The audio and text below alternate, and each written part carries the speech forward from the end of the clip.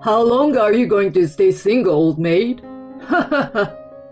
These were the words spoken by my ex-husband, whom I hadn't seen in 15 years. 15 years ago, my ex-husband disappeared along with my sister. I had noticed that my sister and ex-husband got along well, but I never imagined they would become involved romantically. Since the day they both disappeared, I struggled to recover for a while. And suddenly, after 15 long years, my ex-husband and sister appeared before me. In response to my ex-husband's mocking remark, I presented him with a summary of the past 15 years. As I looked at their despairing faces while listening to my presentation, I couldn't help but laugh. It took a long time, but it was a moment when I could finally get back at both of them. My name is Layla, and I'm 43 years old. There is one thing I will never forget. I got married when I was 25 years old. My husband Joshua sat next to me in the first class I took after entering university. I still remember how Joshua, who came from a rural area, spoke to me in a dialect. Joshua was very cheerful and sociable. Despite my shyness, we quickly became close, and we started dating in the summer of our freshman year. Joshua was my first boyfriend ever. He was there in all the memories of my 4 years in university.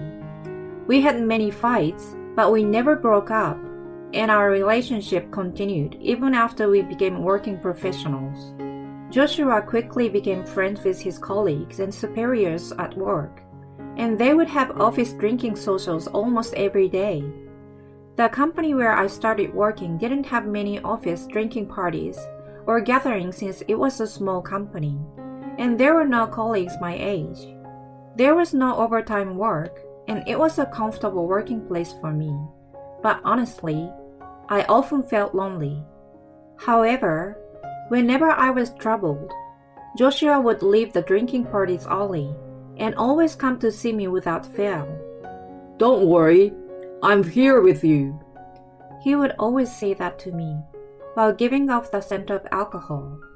I believe it was because of those moments that we were able to stay together for a long time. On my birthday, 7 years into our relationship, he proposed to me, and we decided to get married. Although we had been together for a long time, we had never lived together. So the idea of cohabitation was very fresh for us. We rented an apartment that was conveniently located between our workplaces. I had always lived with my parents, so diligently learned household chores from my mother. After getting married, Joshua would decline drinking parties and come home early to eat the meals I prepared. I'm so glad I married you, Layla. After finishing our meal, Joshua would always jokingly say that. The newlywed life, which felt like an extension of being lovers, was incredibly happy and fulfilling. Around that time, my younger sister Mia, who was 3 years younger and attending a university in the countryside, returned home for job hunting. My sister had a completely opposite personality to mine. She was outgoing, didn't shy away from meeting new people, and has been quite popular since our school days.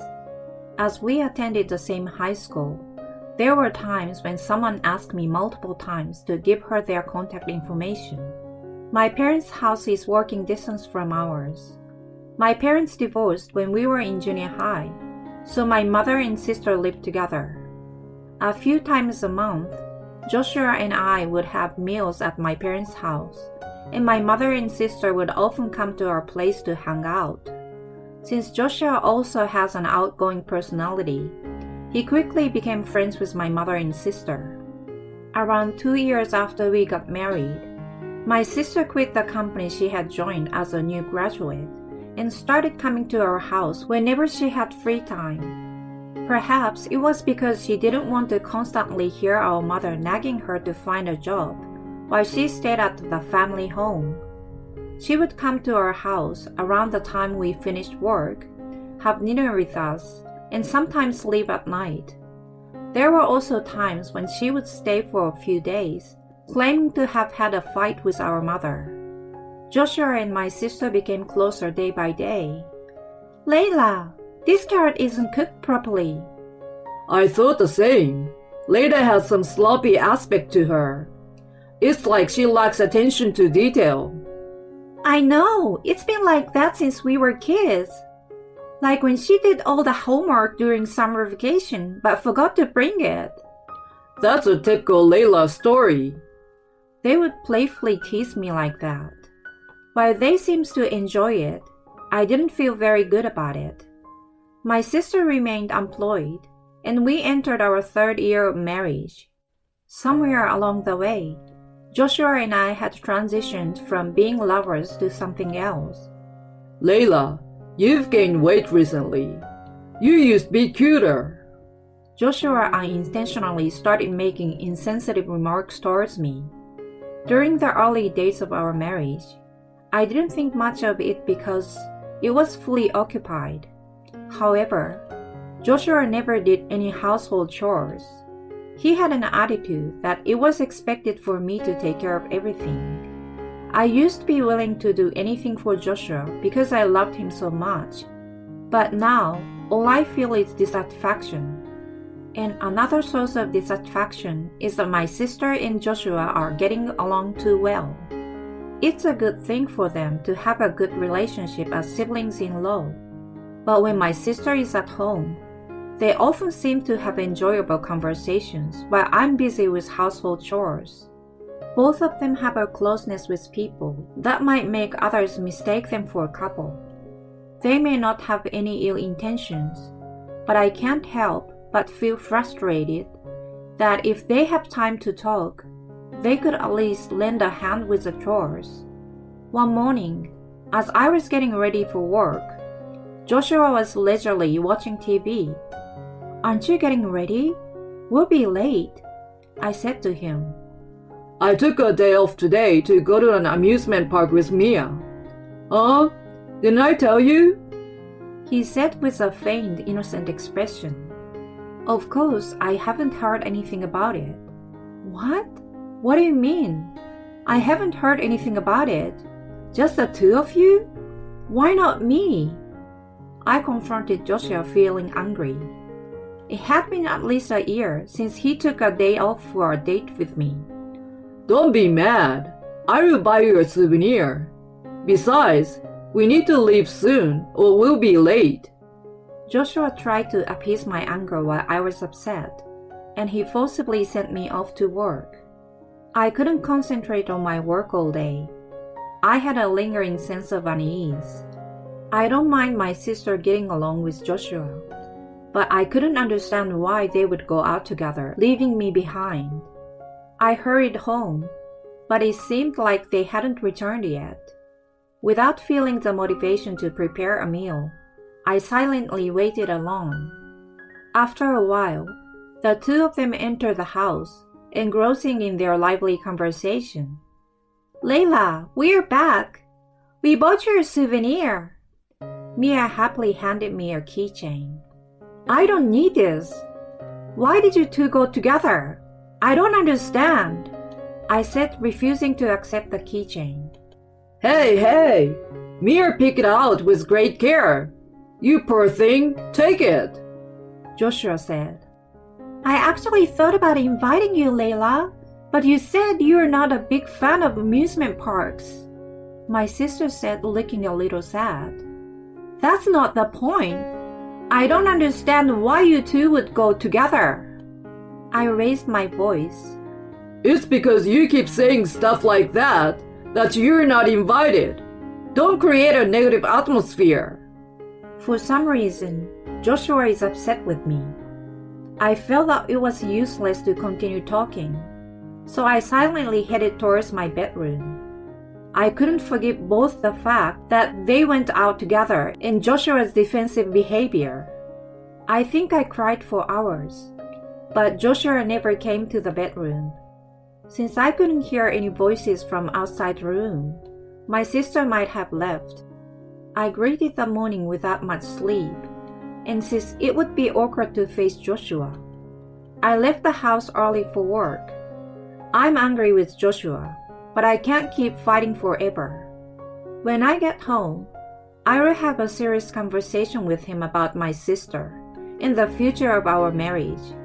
Today, I will make Joshua's favorite food and try to reconcile. That's what I decided in my heart as I returned home. However, I was in for a shock when I arrived home. On the dining table, there was a divorce form and a letter written by my husband. In his writing, the letter said, Thank you for everything. From now on, I will live with Mir. Goodbye. And in my sister's handwriting, I'm sorry, Layla. Please don't come looking for us. That's what was written in the letter. I dropped the grocery bag with the ingredients for dinner onto the floor. I couldn't understand the meaning, and I couldn't move from that spot for a while. Before I realized it, several hours had passed, I think. Then, I received a phone call from my mother. Layla, Mia called me with a strange phone call. Do you know anything about it? My mother seemed anxious as well. Just a while ago, she received a message from my sister saying that she won't be coming home for a while. When I explained the situation, my mother was at a loss for words. She immediately came to my house, worried about me. My mother embraced me as I cried. She stayed by my side throughout the night, as both she and I couldn't stop our tears. Both my mother and I took time off from work and tried to contact Joshua and my sister multiple times. No matter how many times we called, there was no answer. And on one occasion, our call was blocked. We even called Joshua's workplace, only to find out that he had resigned 2 days ago. The day before yesterday was the day Joshua and my sister went to the amusement park. They must have planned to run away together for a while now. After that, to be honest, I don't remember much. I couldn't go to work anymore and ended up resigning. If my mother hadn't been by my side, I don't know what would have become of me. It took a long time, but I managed to recover. I will never forget this day no matter how many years pass.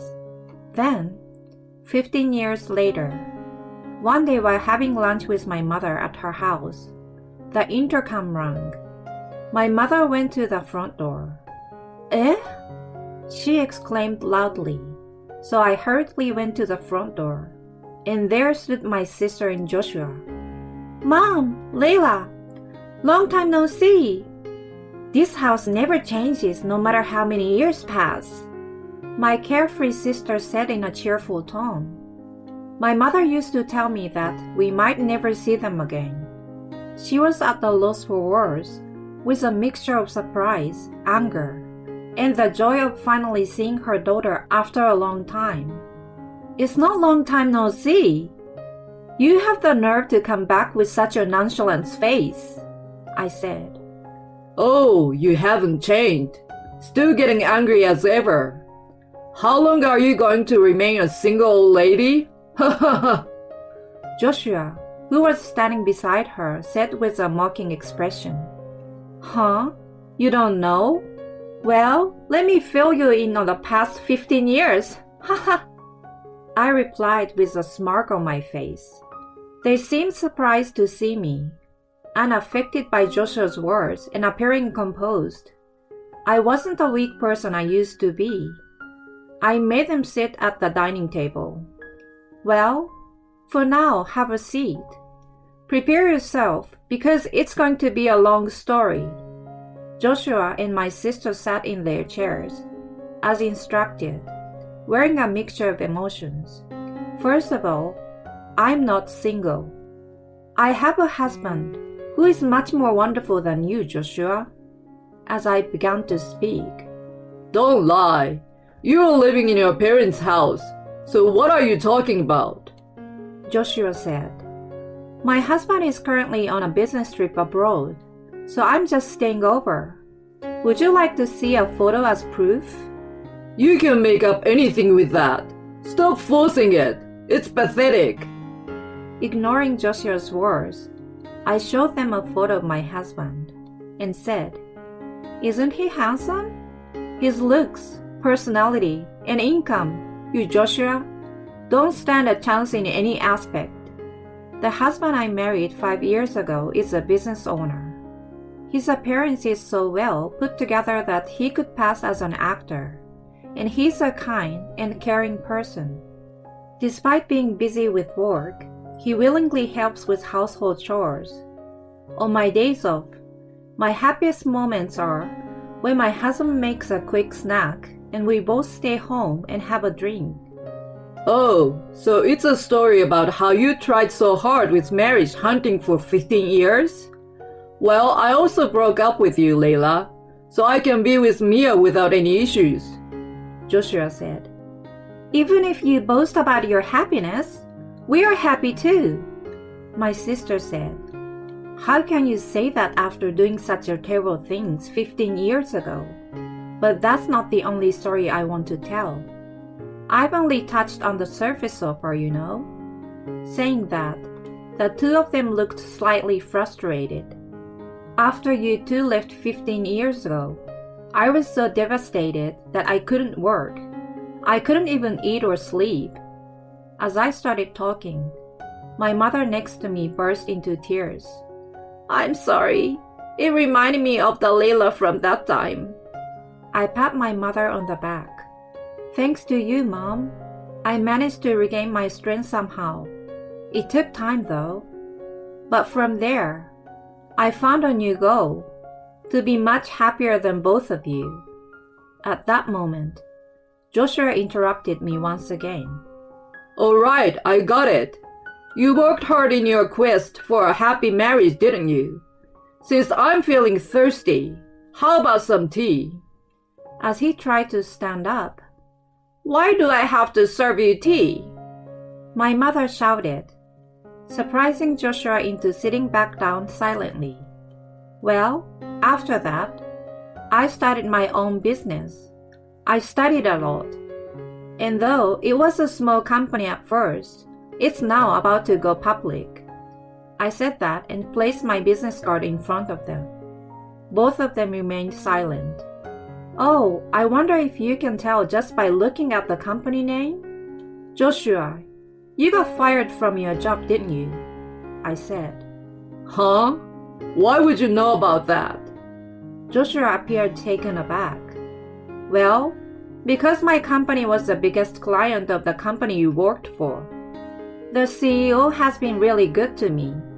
He even listened to my stories of hardship." "What? So I got fired just like that? This is a joke. I worked hard for 15 years and even became a manager." Joshua slammed his hand on the desk and got angry at me.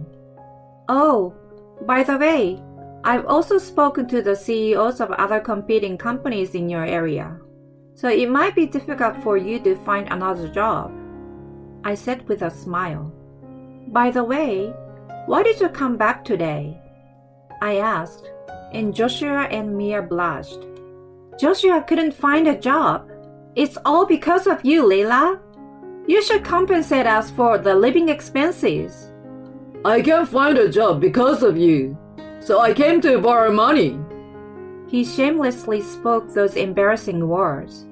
15 years ago, after the two of them disappeared, my mother and I went to a private investigator to find their whereabouts. We quickly learned their new addresses and Joshua's new workplace. It was revealed that the house contract and job transition activities took place just before the two of them left. They must have been carefully timing their planned elopement for a while.